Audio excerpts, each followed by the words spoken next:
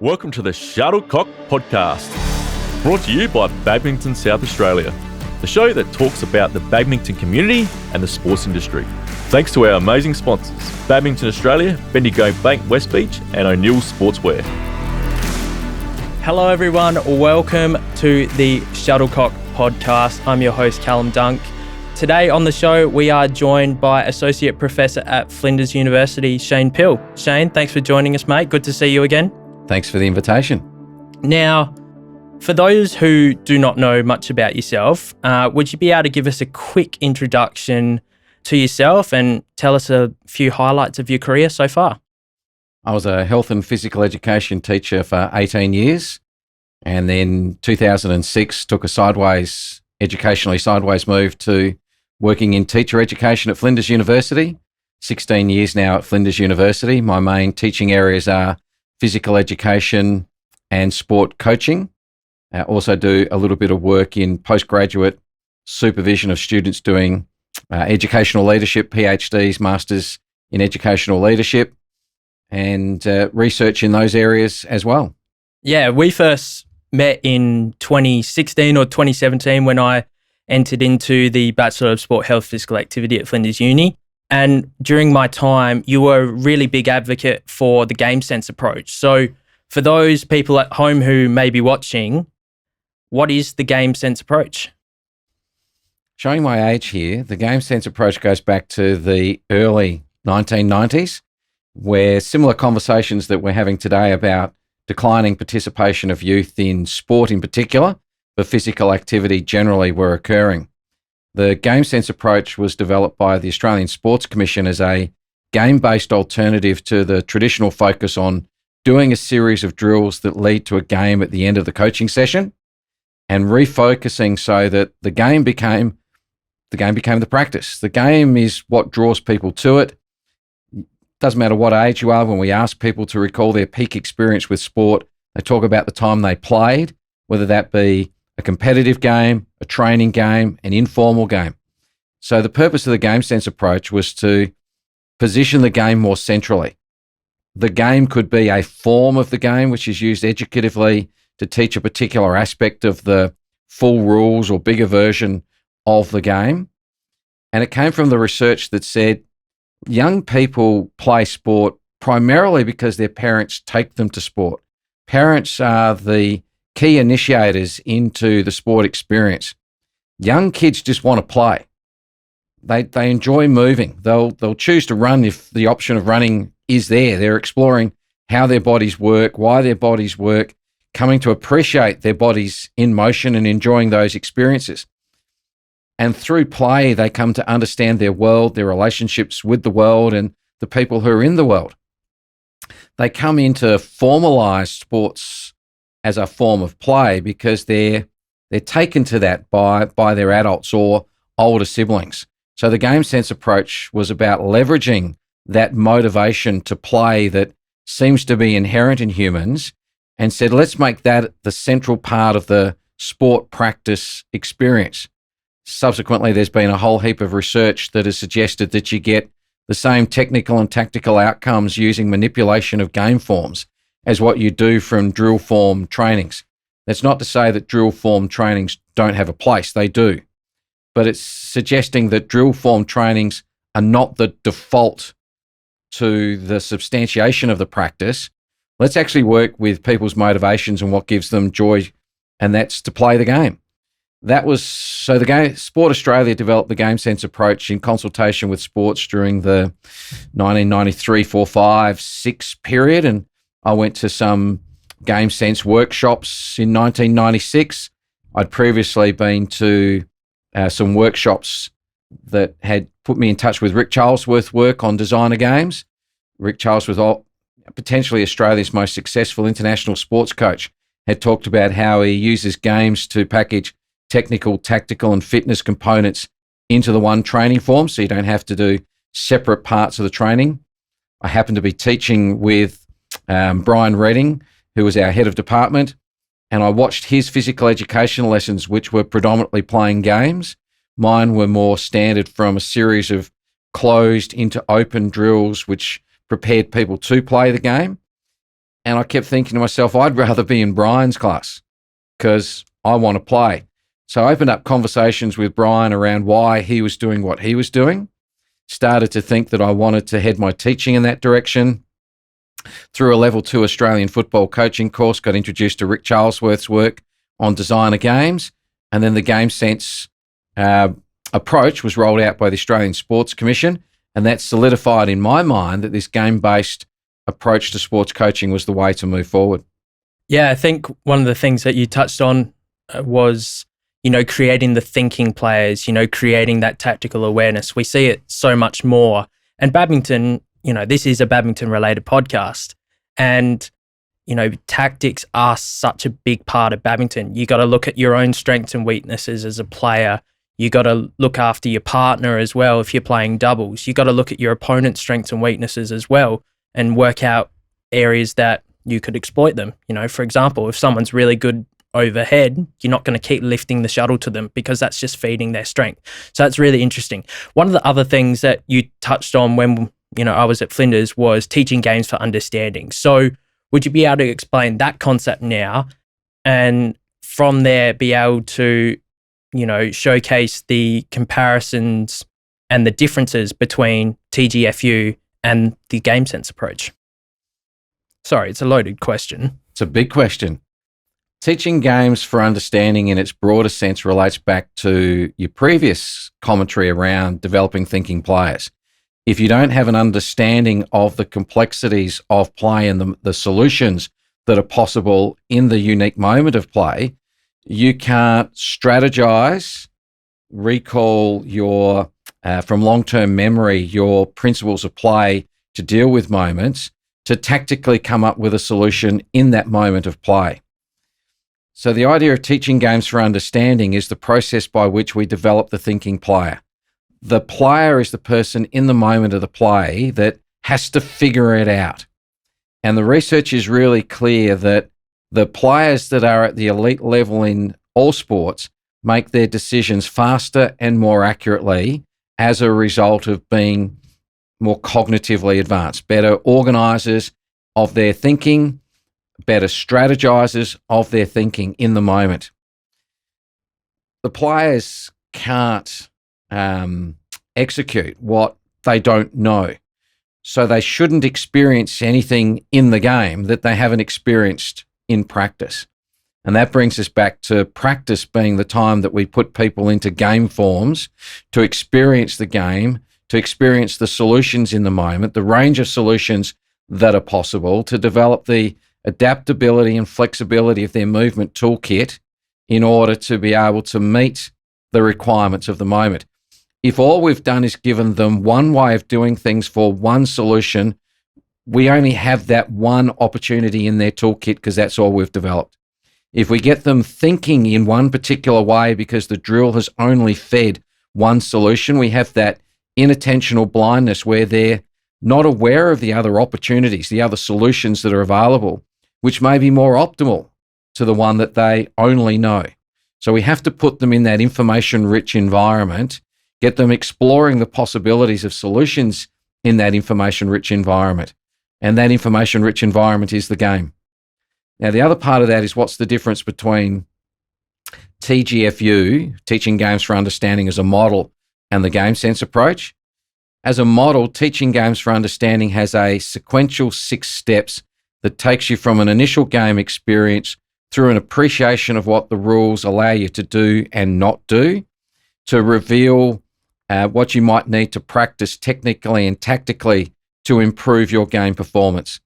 So instead of the traditionally standard way of practicing, which is closed into open drills into a game at the end, a TGFU model flips that linearity to start with the game and progress to what you might need to practice on to improve your game performance. A GameSense approach doesn't have 6 steps. The GameSense approach says, we're going to design a game. Now, as coach, there's a moment in this game that I know is going to happen.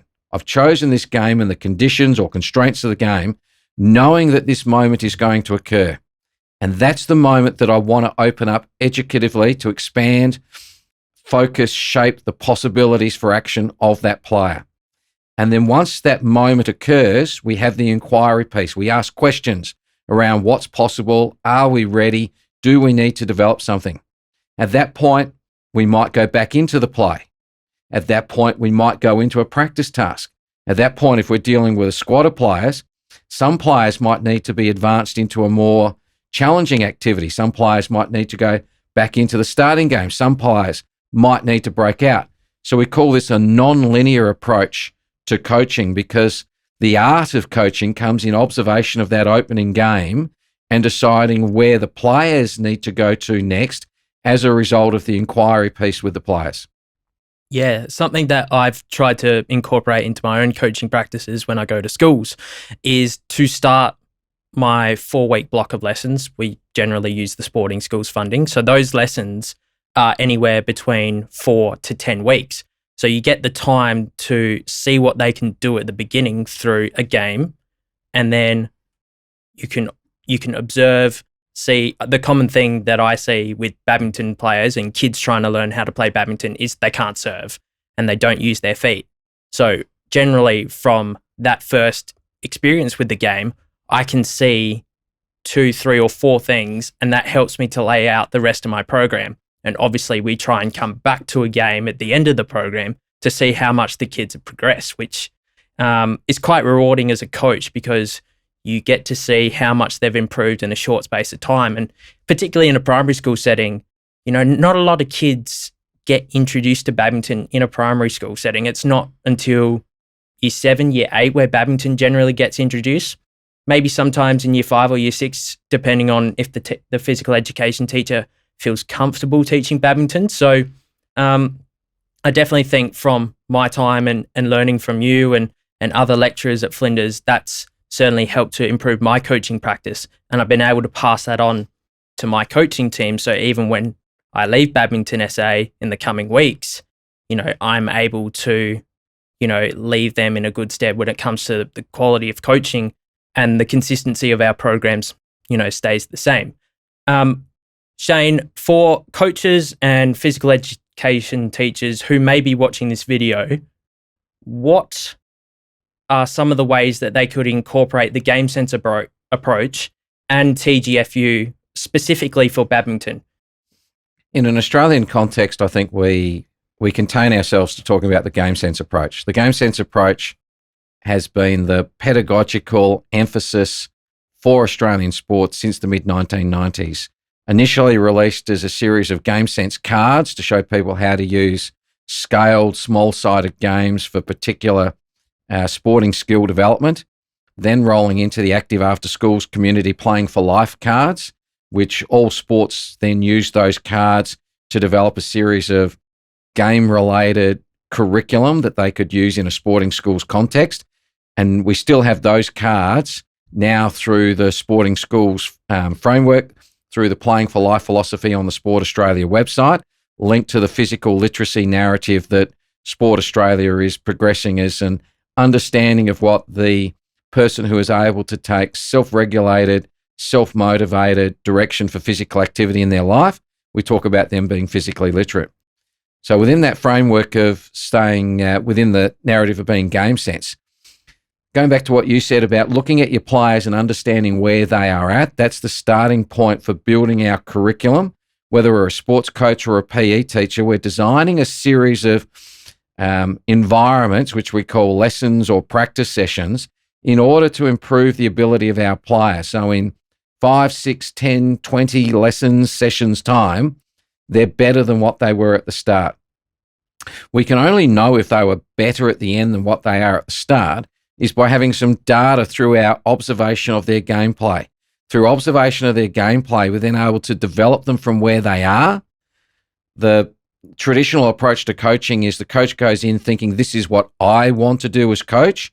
This is what I think they need as coach to develop them. The coach will demonstrate, the players will replicate. Now we move to what we call a constructivist approach, where we're constructing from what the players are able to do, from what they already understand, so that we're not replicating. We're not putting them through things that they already know, do understand. We're building from there so that they can continue to grow and develop as players. So the starting point is that initial gameplay to do some assessment. And then from that assessment, you'll know what all the players have in common in terms of a technical and tactical development need, but also what your individual players will need for that specific development in areas of their game which are not as well developed as others, what their strengths are so we can amplify those, and what the gaps are so we can build a better toolkit moving forward. Yeah, I think that's a really good answer to the question. You're able to, find out what students can already do and build upon it. One of the things that I was taught was focus on what the kids can do, not what they can't do. And that's something that we're going to touch on a little bit more in our next question. So through your employment at Flinders University, you've been involved with the new Colombo plan. So many of our viewers and listeners probably have no idea what the new Colombo plan is. So would you be able to explain it for us and the opportunities that it presents to students in sport and physical education? The new Colombo plan is Australian government funding for sport development projects and other development projects in specified countries. It's not open slatherish to where you can go. So at Flinders University, we've run new Colombo plan projects in sport in India, Vanuatu. We're currently doing some sport for development work in Papua New Guinea as well. The new Colombo plan enables us to provide scholarships to our students for travel and accommodation and expenses. We work with partners in country on aspects of a project, and whether it be in a school. 1 year we worked with Vanuatu AFL to work on improving their facilities, running coaching clinics, doing coach education. So there was a player development perspective, there was a coaching development perspective, and there was a community facility development project. We worked with AFL India, who are based in Calcutta. We went out and ran clinics in various regions. We also, again, worked with the AFL India coaches to help develop their toolkit. We've worked with schools in Mumbai and Calcutta in their physical education programs in order to look at the notion of what a game sense approach is, and they're always interested culturally in how things are done in different countries, and to see that the way that we coach in Australia through a game-based approach was of interest to the sports coaches and the PE teachers when we went into India. At the moment, in the sport for development projects that we're doing, we're integrating family planning, nutrition, and the sport into one education package. So when the participants, sometimes they're adults, some of the programs are for kids, they come in and there's the sport participation side to it, but there's also a broader health promotion agenda associated with it as well. Yeah, I was lucky enough to receive one of those scholarships in 2017 and head over to Mumbai. I got to work at Singhania School, which is a very, very big school in Mumbai, located in Thane. So just a little bit out of the Mumbai CBD. And it was one of the best experiences that I've had in my life. It's such a cultural awakening. You get to see how some of these people live in poverty. It's quite upsetting, but at the same time, they love their sport. We see the way that, Indians love their cricket. Badminton is quite popular in India as well. And one of the things that I found most fascinating was they are so keen on doing skill drill-based activity rather than expanding into that sort of game sense approach. I remember myself and my friend Jonty, we were working at a cricket club in Mumbai, and they had 30 kids lining up just to bowl one ball at us. And in Australia, that would never happen because, there's lots of waiting around, particularly for kids. That doesn't happen here. If you had cricket, for example, you'd have one person batting, you probably have maximum 5 net bowlers. The rest are either doing batting drills or doing some fielding, catching, whatsoever. But in India, because they don't have the space, the facilities, they are so constricted to their area, and it's really hard for them to, get the same quality of practice that we probably would in Australia. and they're so condensed. Sports like badminton do actually thrive in India because they have a lot of indoor spaces where they can rotate people on and off the courts. I remember doing an interview with you back in 2020 on my previous podcast, Sports Isolated, which some of our viewers may be familiar with. Would you be able to tell us, some of the interesting experiences that you've had with the new Colombo plan going to India, particularly with grip ball? Yeah, so I travelled with grip ball. So grips, plastic hand grips, Velcro, fluffy ball that will attach to the Velcro grips. We needed something that was light that we could travel with, give them a novel experience. So we did a game of indoor grip ball. I'll call it an invasion game because there are two teams. You got to keep possession until you can score. So you're invading the opposition's half in order to be able to score, getting the ball forward. No limited English language skills with this primary school group that I was teaching. The PE teacher also had limited English capability. The students picked up the game really quickly. The students were really enjoying the game. But where I was trying to teach through the game and develop individuals at moments through the game, you're right, it was the cultural interface was the PE teacher wanting to stop, get everybody thinking about the same thing, doing the same thing at exactly the same time, which from that constructivist perspective I was talking about earlier, we struggle with because it communicates that every kid is at exactly the same point in their learning need, which is not the case. We know from growth and development that people who are 13 years of age might be biologically 15 because they're a fast developer physically, but they could be emotionally immature and operating at a much younger level. There's great complexity in dealing with young people because of the differences in growth and development. And that's where it comes back to our previous conversation of you can't plan for the optimal sport experience if you don't know who that sport experience is for. So getting to know your participants from the start by observing them through play to understand where they're at cognitively, socially, emotionally, as well as their physical toolkit that we're trying to develop is really important. That is the data that makes you able to tailor your coaching to get the best outcome for your players through the curriculum by designing that curriculum fit for purpose. One of the other really interesting experiences also in Mumbai on that same trip was going to one of the cricket clubs. Now, Deb and I thought that we were dealing with about 20-odd players from their youth cricket team. The youth cricket team turned up, and so did about 100 players from their junior program. That doesn't surprise me whatsoever. So we quickly designed a game which I call Super 8s, 2 players batting, 2 players standing off waiting to bat, and 6 players fielding. So there's 8 players on the field at any one time, 2 players, 6 fielders, 2 batters off waiting to come up. Everybody's paired up so we can rotate a batting pair off and a batting pair on as we go through. We worked out all these 100-odd kids into groups of 10, managed to rustle up some equipment. Deb went out onto the soccer fields that weren't being used, a very large open space, got all these kids playing Super 8s.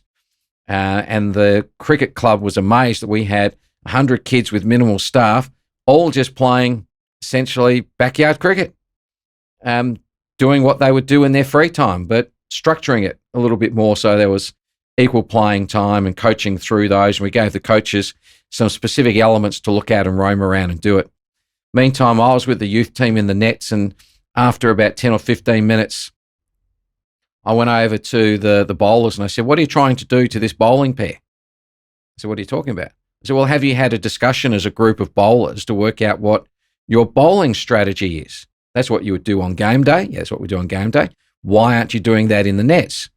So we got the bowlers having a tactical conversation about how they were going to set the batters up to get them out, which is exactly what they would be doing if they were going into a game. Then had a chat to the batters saying, "What are you trying to do in this net?" "Oh, we're just playing the ball."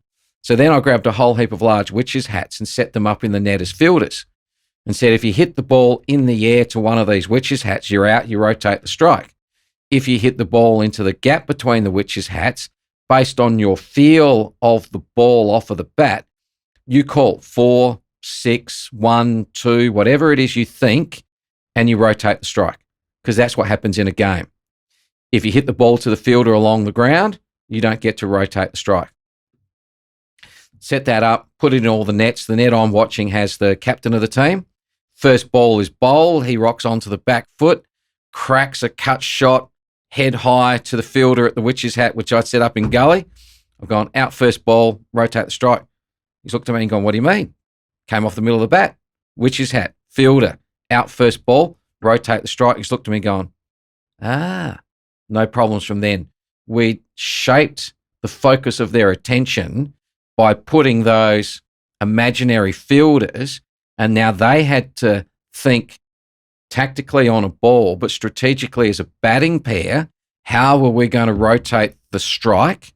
What shots could we play? What shots couldn't we play? The bowlers then had to go and bowl to the field.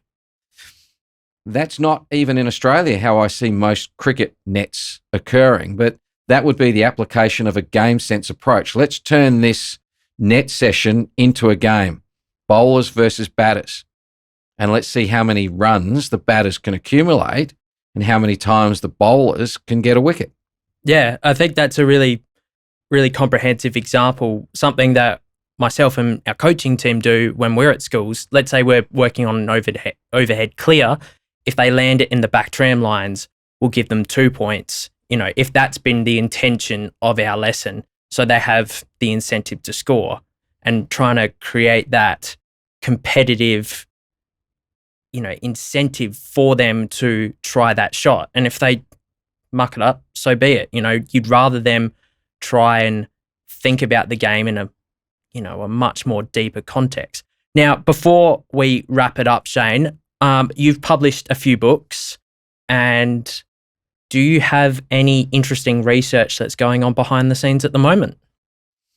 We've got a number of publications that are under review at the moment from a coach developer project that was funded by the Institute of Sport and the Office of Recreation in South Australia from a project a couple of years ago.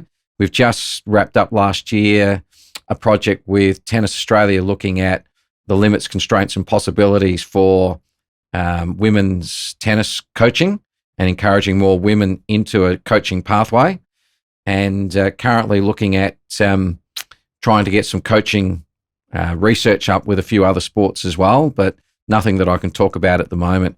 In terms of books, possibly the most interesting book that I've been involved in the last couple of years was taking the notion of a spectrum of teaching styles into a sports coaching framework. The spectrum of teaching styles is well known in physical education. It's the idea that no way of teaching is wrong. The art of teaching is matching the teaching style to the task outcome that is right for the players. So we took Mostyn's spectrum of teaching styles, we put it into a sports coaching framework using sports coaching language, using sports coaching examples, and that's been really well received. And if there's anybody listening that's going to the National Community Coaching Conference run by Sport Australia in a couple of weeks, I'll be running a workshop on the spectrum of coaching styles at that event. Yeah, I think, if Badminton Australia was able to get involved with that kind of research, it would be really beneficial because they've got the new Shuttle Smash program, which, focuses on developing physical literacy, using badminton as the vessel to try and enhance those movement skills of children. So, Shane, thank you so much for joining us on the Shuttlecock podcast. Thank you very much to those who are watching at home, and we'll see you on the next episode.